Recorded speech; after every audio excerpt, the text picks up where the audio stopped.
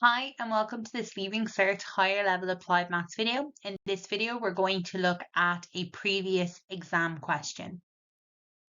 Part 2 then asks us to calculate p to the nearest whole number when t is equal to 12. So we have our formula here from part 1. So that's 20 e to the power of 0.08 times 12. That can go straight into the calculator, and correct the nearest whole number is 52, and that's in seconds. So part 3, explain why this approximation is not practical for predicting the long-term behavior of the population of insects. So the issue here, it's twofold. So one of the first things is because we have an exponential. So if we go back to our formula, we have p is equal to 20 e to the power of 0.08t. If we think of this as the limit as t goes to infinity of p, it's literally going to keep going and going and going. It's going to keep going to infinity. So it's going to get bigger and bigger and bigger. But the issue with that is we can only use this approximation when the population p is small relative to k and the ratio p over k is small. Okay, that's when they told us that this approximation can be used. So our issue is that currently we have an unbounded population, which basically means it's going to keep growing. It has no limit in the sense it's going to keep getting bigger. And we then effectively don't have this scenario where p is small relative to k. So there will come a point where p gets so big that it becomes too big relative to k, and we can no longer use that approximation. So for part 4 now, we're asked to solve the differential equation for Verhulst's model, which is more complicated than the one we previously had. So what we're seeing in this question is that idea of a modeling where we're going through iteration after iteration. So our first iteration was a little bit simplistic. It wasn't perfect. We talked about the reasons why. Now we've come to a slightly more accurate model, which hopefully, as we work through, we'll see, does it deal or does it fix some of the issues that we had with the previous model? So here we have dp over dt is equal to rp times 1 minus p over k, and we want to find an expression that relates p, k, and t.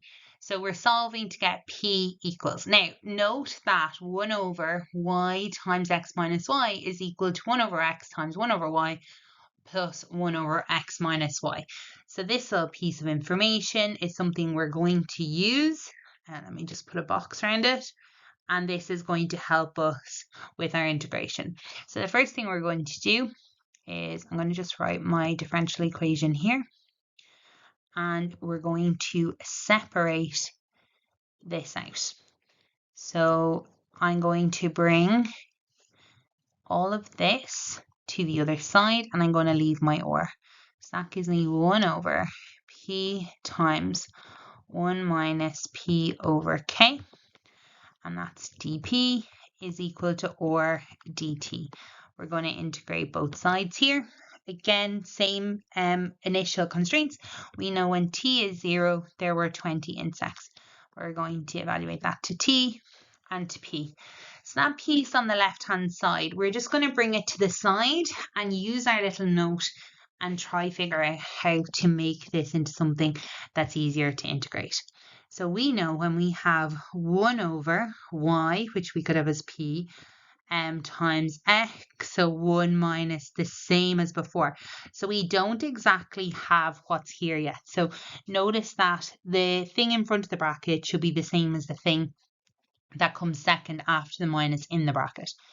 So what we're going to do with this is we're going to create a single fraction in the bracket. So we're going to do k minus p all over k. So we've done a common denominator, and that gives us k over k for the first fraction, and then we've simplified it. So then we have here a complex fraction, and when we divide by a fraction, it's the same thing as multiplying by its reciprocal. So that means I can think of this as 1 over, this p, think of that as p over 1, p times k minus p all over k. That's 1 divided by p times k minus p over k, which is the same as 1 multiplied by k over p, k minus p, which effectively gives us k over p bracket k minus p. Now, why is that important? Well, because, let me just draw a line under the integration piece. So what we have now in our fraction is k over p bracket k minus p. So that bottom line looks exactly like what we want. So if we pull that k out in front, I can now have exactly what that fraction is showing us. So that means, again, just keeping that k outside, this is effectively the y, the x minus y. We now can say that inside that square bracket, I get 1 over x, for this it's 1 over k, times 1 over y, which for us is p, plus 1 over x minus y. Now, that k in front and the 1 over k in front, well, just inside the bracket, they can multiply together. So we're left with 1 over p plus 1 over k minus p. And this is going to go in instead of this piece here. So there is quite a significant amount of algebra to do before we even get started with the integration. So now let's actually start that integration process. So we now have two terms on the left-hand side. So that gives us simply the natural log of p plus the natural log of k minus p. But this is a backwards version of the chain rule. So we need to divide by the derivative of the inner function. K is a constant. P is our variable. So that gives us a -1. If you want to kind of keep that neater, you can just throw your minus in here, save your fraction.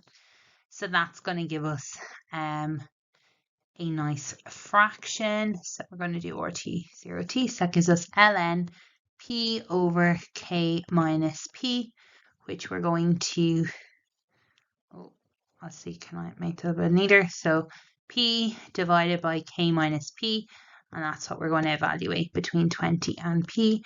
That gives us RT minus r times 0, which goes to 0. So we get the natural log of p over k minus p, and take away the natural log of 20 over k minus 20. And that is equal to RT. And this can in turn be simplified using our laws of logs as well. It's not as pretty. You can go straight to kind of the tidy up if you're more comfortable with fractions. However, what we're saying is we have the two fractions, the first one divided by the second.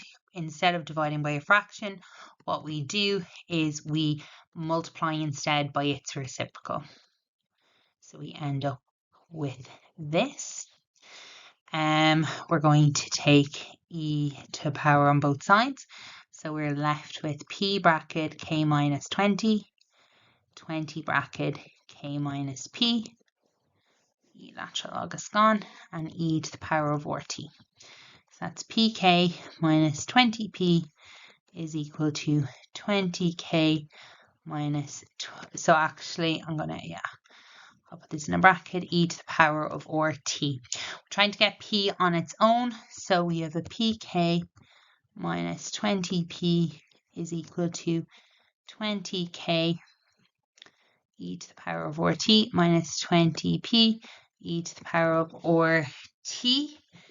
And if it's easier, we can write this as actually kp, just for alphabetical sake. So we're trying to get p on its own. So let's get all of our p's over to one side. So we've two of them here already. I'm going to bring over that 20p e to the power of RT. That's 20k e to the power of RT. We want to pull out our p, and then we're left with an a 20 e to the power of RT, a minus 20, and then a plus k. And then final step to p on its own, we get 20k e to the power of RT divided by 20 e to the power of RT minus 20 plus k, which is our differential equation solved. So part 5 tells us p is equal to 39 insects when t is equal to 12 weeks. Calculate the value of k to the nearest whole number. So we have our answer here for p, and we can use this straight away with p equals 39 and t equals 12. However, we can go back to a previous step in part 4 to see is there an easier place where we might have k isolated, or it might be easier to work. Now, in this particular question, we don't have k isolated. However, we might be slightly easier to work with this line. So what I'm going to do is I'm going to bring the two k's over together. I tend to prefer to manipulate in algebra rather than start our substitution in too early, but it's completely up to you. I'm going to pull out my k, 20ke, sorry, that k is gone, 20 e to the power of 0.08t, and that equals 20p minus 20p e 0.08t. So we get k equals 20p minus 20p e 0.08t divided by p minus 20e 0.08t, and then we can do our substitution. So that's k is equal to 20. Instead of p, we're putting in 39 minus 20 times 39 e 0.08 times 12 all over p, which is 39 minus 20 e to the power of 0.08 times 12, and we go to our calculator for this, and we get 94.99, which to the nearest whole number is 95. And then part 6 asks us to explain the significance of k in this model. So in this model, what that k represents is that upper limit. So as the population increases, it will start to steady out at 95, which is why that this is much better for us to use for very large populations compared to the approximation that we had earlier in the question.